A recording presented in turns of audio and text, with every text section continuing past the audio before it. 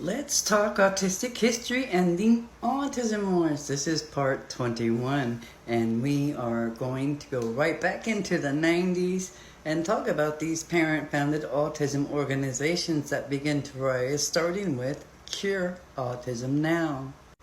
So we're at the point where John Shaystack and his wife, Portia Iverson, have launched Cure Autism Now in 1995, and it's also referred to quite often as CAN in reference. So, and with the power of parent advocates and more funding for autism research, tons and tons and tons more money for autism research, they believe a cure was possible.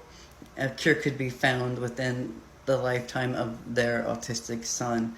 And regardless of the facts being shown to them at the time or told to them at the time, they just moved on with their crusade. So what they didn't do, these parent founders, they didn't fully explain to vulnerable parents what the cure entailed, or that if it was discovered, it wouldn't help their autistic child already born. The cure wasn't about saving autistic babies from growing up and living a complete life as autistic. It was about a prenatal test. Prenatal test. And the prevention of birth. The cure for autism would be the cure society had created for Down syndrome and abortion. So this wasn't about quality of life or supports and services. It was modern day eugenics. This wasn't about supporting the lives of autistic people already born. And they didn't really explain that to everybody coming in. So Cure Autism Now believes that early detection, prevention, treatment, and eventually a cure for autism are possible. They believe belief systems, not facts, beliefs. This is a belief system for autism. Every one of these parent-founded organizations revolves around a belief system, an autism belief system, and they want to do research to prove that their belief is in fact real. Alright, so I'm going to go on. Cure Autism Now believes that early detection, prevention, treatment, and eventually a cure for autism are possible. It is only a matter of time, energy, commitment, and money. Oh, money? You don't say. Particularly now when the explosion in scientific and medical knowledge is leading to important discoveries every day. We cannot let another generation of children slip away. Dear autistic children, where the fuck were you slipping to? Alright, so note the word believe. CAN and other organizations often made statements in regards to their beliefs on autism. They advocated to legislators and others in a position of power about their autism beliefs to influence the direction of science and where funds should be allocated.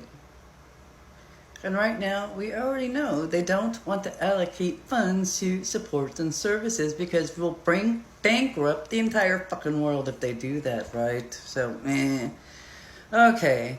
CAN works with national and local media, Congress, and the National Institutes of Health to encourage increased awareness of more aggressive funding of biological research in autism. CAN promotes collaboration among the NIH funding institutes as well as increased funding. To ensure this, CAN works to educate legislators as to the true cost, prevalence, and devastation of autism. The true cost, the true prevalence, and the true devastation of autism? Oh, this is some marketing, right? Oh, this is all marketing.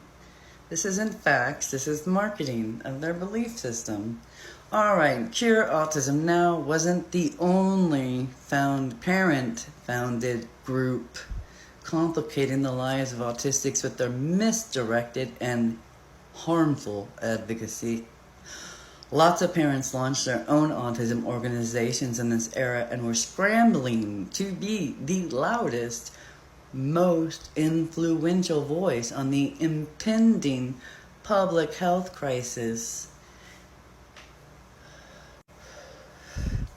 Every organization seemed to revolve around the belief system on autism's cause. Some had all natural recovery options. Others believed conversion therapy was the solution, and some focused on eugenics but called it a cure. See the battlegrounds laid out there? Starting to seem laid out there. Natural recovery options. We're going to go with Rimland. That's sourced from Bernard Rimland School of Thought. Others believed conversion therapy was a solution. That's Ivar Lovaas School of Thought right there. And some focused on eugenics but called it a cure. This is the wave when everyone thinks that when they discover the human genome project is completed, they'll be able to cure autism. I believe this is what is pushing a lot of this cure stuff in that sense. So those are three different thoughts and belief systems that are separate and distinct from each other. So keep that in mind.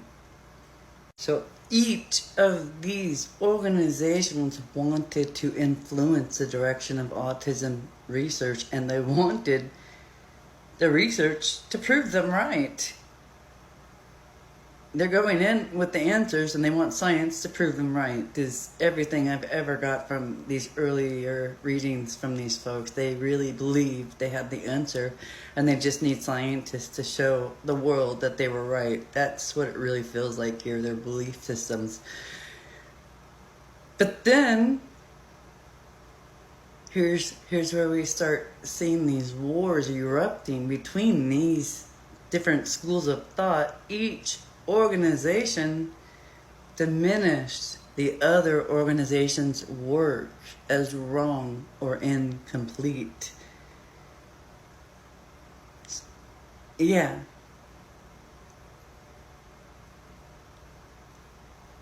They were fighting each other so viciously. When you read the history behind here and some of those, unbelievable. The parents were viciously attacking parents and autism organizations, viciously speaking down about other autism organizations as being wrong, and they were right. And this is a huge fight for attention, to be the loudest voice, and to have the most control over money and legislation. This is all about power and money at the end of the day. Power and money.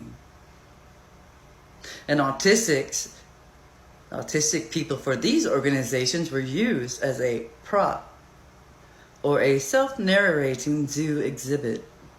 And if an autistic didn't parrot the correct agenda, or didn't fit these organizations' tragedy mold, they weren't included. Nope. While these groups were vicious to one another, they were even worse. Even worse. Unbelievably worse, if that's even possible. But it is, because it happened. They were even worse to autistic self-advocates. And autistics who dared, if they dared to openly advocate for human, civil, and disabled rights, these autistics were attacked by all sides of the autism community. All the fronts, all the organizations would turn around with all their power, money, and objectives and abilities and viciously attack autistics. They did not want us here at all. More soon.